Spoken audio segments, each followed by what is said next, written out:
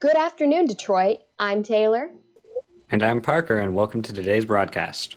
We have a lot of wonderful interviews to get to today. But first, Admiral Frank Jack Fletcher, who fought in the occupation of Veracruz and a gunnery officer in the First World War, has taken a position in our current war.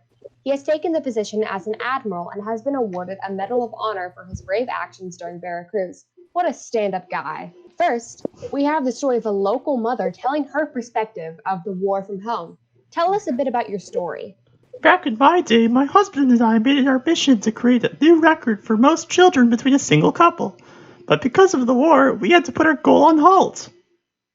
And how many children are you caring for? A grand total of 46 so far. Can't wait for more.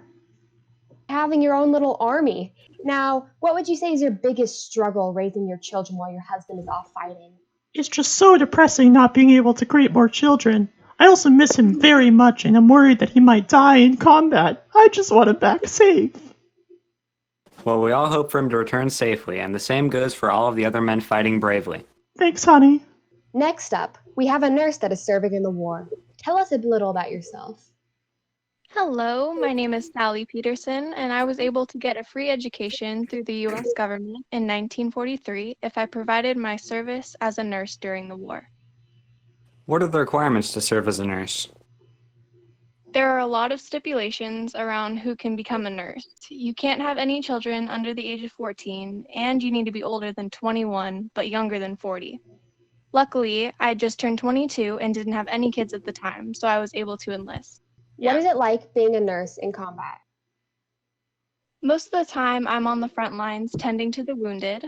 There is an immense pressure to suture and heal people as fast as possible. Sometimes when soldiers have abdominal wounds, we are given orders to extractize the gut so that our surgeons have the ability to stitch up bullet hole entrances. Until the men can be transported to a hospital, only then will their intestines be put back into their bodies. It's grueling work, but I have battled many obstacles while in service. What kind of obstacles have you faced? I have lost many good friends, and I have to advocate for myself every day, but I know that the war is worth fighting for, and soon America will again be prosperous. Thank you so much, Sally. We wish you the best. Thanks for sharing your story with America. And now a word from our sponsor. Coca-Cola. Coca-Cola is the purest of all the colas. It has a sweet flavor that's perfectly carbonated to give you the most refreshing drink possible. Imagine you have been working hard all day, in whatever lovely profession you reside in, and after a long, hard day you feel as though you deserve to refresh yourself. Well, there is no better drink to do that than a tall, cold glass of sparkling Coca-Cola, brewed fresh just for you. Things go better with Coca-Cola. Pick yourself up a glass at a retailer near you. And now, a soldier who fought bravely in the Battle of Savo Island is here to tell their story. How are you doing? I'm doing just fine, ma'am. Thank you. What did you see during that battle? Well, sir, I'd be lying if I said that I'd seen anything but the depths of hell itself on that night. When the Japanese first hit, I was knocked out in my stateroom. But oh boy, was I awake and aware in just moments. The Japs snuck up on us in the middle of the night and took down 3 of our ships. One from the Australians. Their attacks injured 709 of our personnel and brought back many more to see our Heavenly Father. I'd wager that if I had been on the opposite side of the ship, I surely would have gone down with the 1,023 Allied men we lost. This is the worst defeat we've seen in quite a long time, but now we know to keep more men on lookout at all hours of the night. Me and my men won't stop fighting those damn Japs until we ourselves go down with our ship. You're so brave. Thank you for telling your story today. Do you have any advice for our soldiers fighting right now? All I can say is that we gotta stay strong and keep fighting. If not for ourselves, for our families and country. Do it for them. Thank you so much for sharing your story. Now to lighten up the mood, here's local comedian Heave Starvey. Hello folks, my name is Heave Starvey, and today I'll be hopefully entertaining all of you lovely dames and gents. Now, I'm sure we're all familiar with the rough times that we're in. And as my great-grandfather used to say, sometimes the best coping mechanism is a little bit of humor. So, to lighten the mood, I'll lead you all off with a few openers. So, anyway, I was at the bar trying to talk about a game, and I'm telling my old friend, who's a real fathead, about it. And anyway, well, here's how the rhubarb went. Listen in. I love baseball. We all love baseball. When we get to St. Louis, will you tell me the guy's name on the team so when I go to see them in that St. Louis ballpark, I'll be able to know all those dang fellas? Well, now that is all right, folks. All right, as long as it's okay with the audience. Now, then you'll look and paddle your popcorn and don't interrupt the act anymore. But you know, strange as it may seem, they give ball players nowadays very peculiar names. Funny names? Yeah, nicknames, pet names. Not as funny as my name, Steve Starvey. Oh, That's yes, a funny yes, yes. name. Oh, yes, absolutely. Now, on the St. Louis team, we have who's on first, what's on second, and I don't know on third. That's what I want to find out.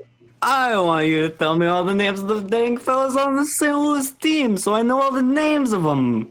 I'm telling ya, who's on first, what's on second, and I don't know's on third. You don't know the fella's name? Yes. Well, then who's playing first? Yes. Yes.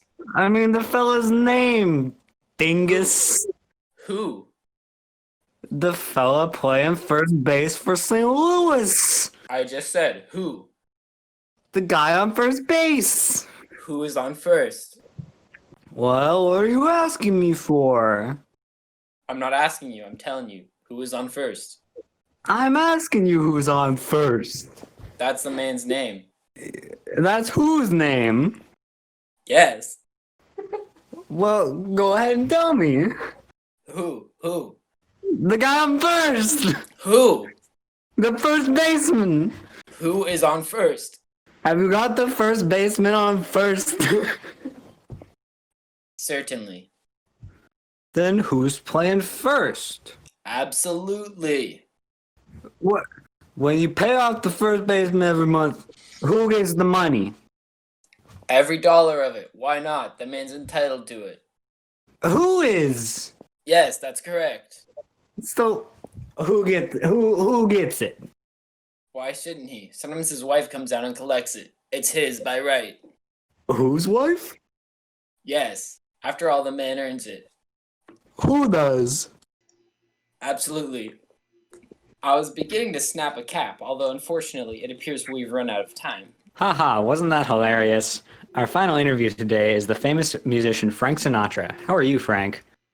I'm doing fantastic today. Before we get into your music, what are your thoughts on the war?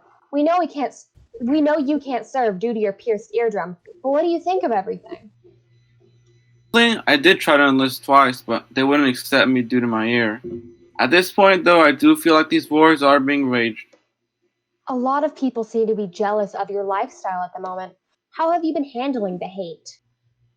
Doesn't really bother me. I'm more concerned about the situation regarding the lack of funding and housing for our veterans. Anyway, Frank, have you been working on any music lately? I actually have, and I should be performing some of my new records when I get to Italy. Well, that's all for today, folks. Today's show will be ending with a special performance by Frank Sinatra. Remember to tune in tomorrow. Bye, everyone.